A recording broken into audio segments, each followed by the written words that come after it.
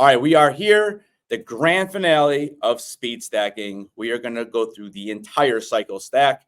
At this point, you have learned the 3-6-3, the 6-6, and the 1-10-1. The transitions we have gone over. So here we go, guys. We're going to go through this entire thing, and then it's going to be your turn to record and show me that you know how to do this.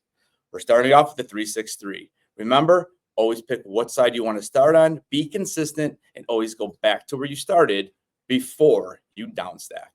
Hands are on the table. Again, we'll be using timers in class. 3, 6, 3. Downstack, downstack, separate. Out, in, over, and off.